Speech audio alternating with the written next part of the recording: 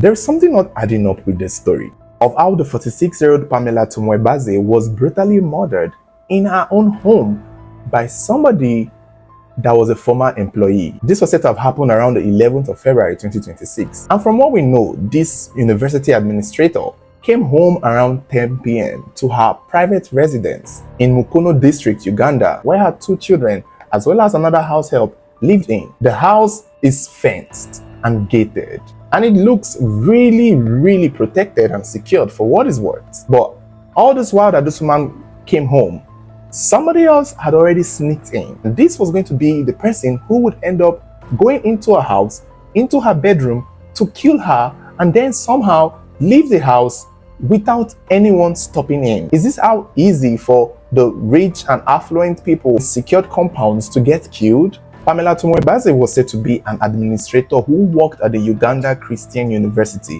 where they said she served as director of student affairs. Like we've said, she's the mother of 2 sons, and some sources said she used to be married but was separated. We also got to learn that she was even engaged to a new person because she's getting ready to divorce her previous husband and preparing to get married to a new man. Now, she used to have a house boy, 23-year-old Hussein Tewaiko, a young man who used to work for her as a maid. But it's unclear what happened. He stopped working for her, and at this time of this story, she even had another housemaid, another houseboy per se. And it was said that Hussein used to be a houseboy years back, a year or 2 back, probably when he was a lot much younger, I guess. It's unclear how long he had worked for her in the past. And on this day, the moment Pamela got home from work around 10 p.m., somewhere around 2 a.m. in the morning, the houseboy found his way into the house. And this is the part I am confused about. Somehow, Hussein got into the compound, got into the main house, went straight to Pamela's room where they said he strangled her and murdered her, and then dressed in her clothes. Hussein wore Pamela's trousers and a shirt belonging to Pamela. And when he came out of the room with Pamela's laptop, gadgets, and other valuables, the new houseboy in the house saw him and was like, he was confused. And that was when they said Hussein told him, was like, oh, sorry, yeah, your madam, I used to work here. I used to be the former houseboy here. So don't worry, she knows me. She knows me. Can I get the keys to the gate?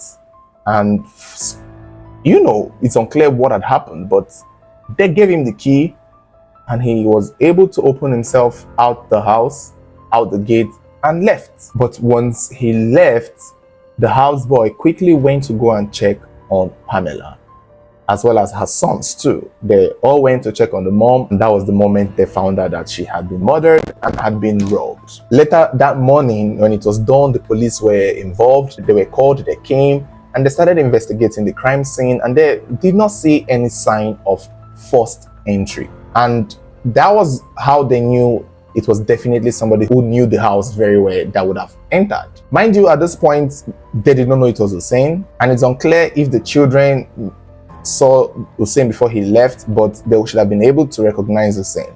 I think it is only the new houseboy himself that saw Hussein before he left, so he would not have known it was Hussein because he didn't meet Hussein there. As the investigation continued, Pamela's stolen phone and other items were traced, and it took about 3 days. At some point, the mobile phones were switched off, but as usual, it would be turned on, and this would lead the police to arrest Hussein Tewaiko in a different location where he was hiding. The police also found some stolen items that clearly belonged to Pamela and which linked him directly to the crime. And remember, when the police were asking the sons and the houseboy about the stranger that they saw, the current houseboy mentioned to the police that the person he had seen told him that he used to work in the house and that the madam knew him.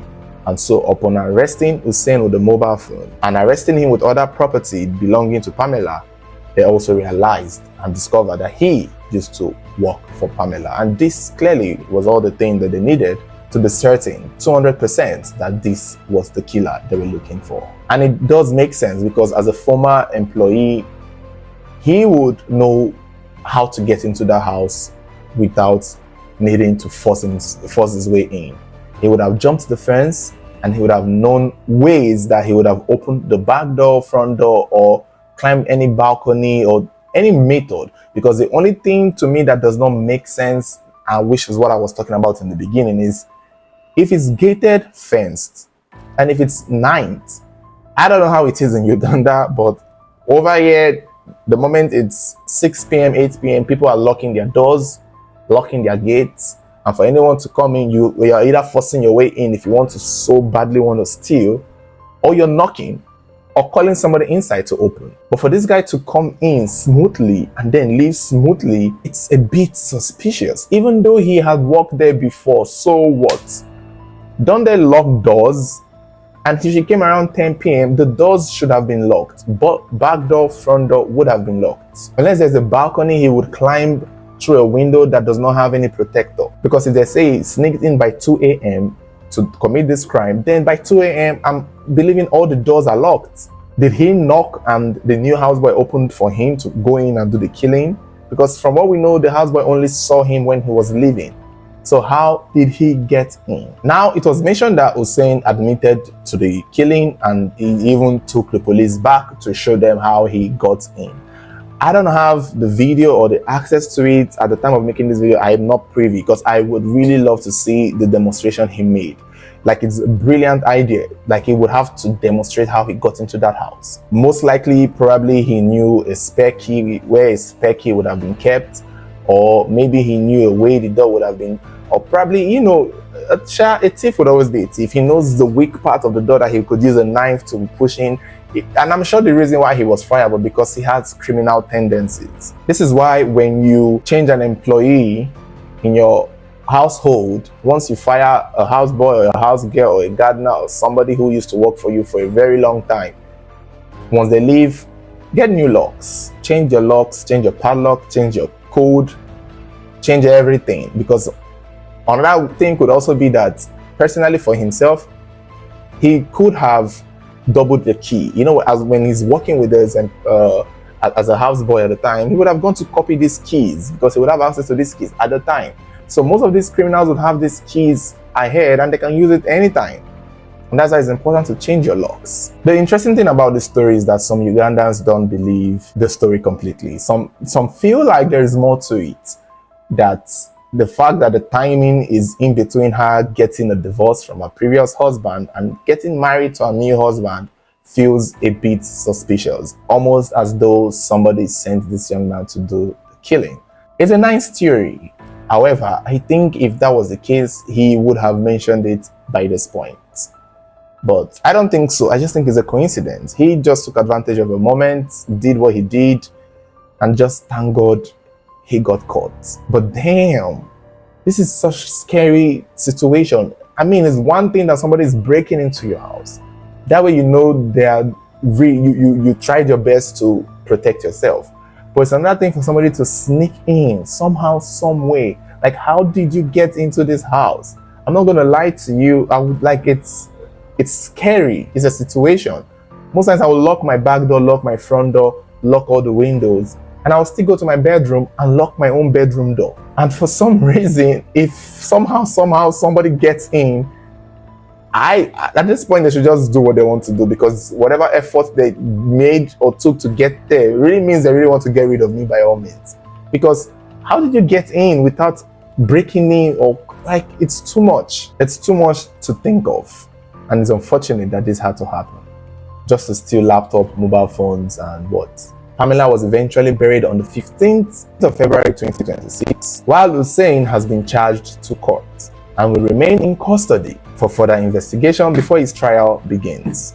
I don't know what I just hope Uganda is not like one of those countries. I mean, well, there can be sometimes where, despite the person has confessed, despite all the evidence, they will not take 4 years to judge the case. 4 years before we get the verdict. It's going to be like, what, 4 years from now, from somebody that has admitted to killing. What are you people investigating again? He has admitted to killing her. He has taken you people to the house and showed you how he did it. What else is there to investigate? Maybe the possibility that someone sent him, or there's more people who would have been involved. That could be it. But it shouldn't take long. By the end of this year, this guy should be given the electric chair. 6 month marks. Like, she's an important person, so the family should have enough money to send him to the electric chair. Her ex-husband and her new husband can both contribute to get rid of this killer in an instant.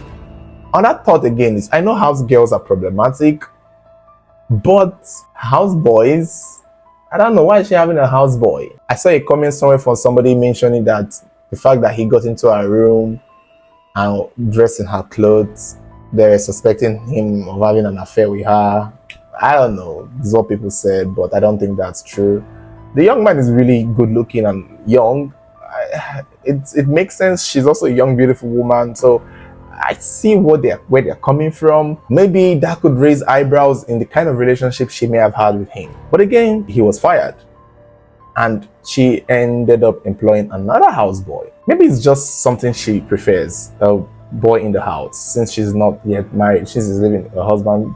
I guess it's just her preference. But I just feel it's a little risky. It reminds me of that Latana Obo situation where she just have too many male domestic staff, and then all the domestic staff, or male domestic staff, from house boy to gatesman to cleaner, ganged up to kill her. It's unfortunate. I mean, house girls do their own bidding too, but I feel like a house girl will be a lot more loyal, and she will most likely have a fighting chance with the house girl. Probably beat her up if she could.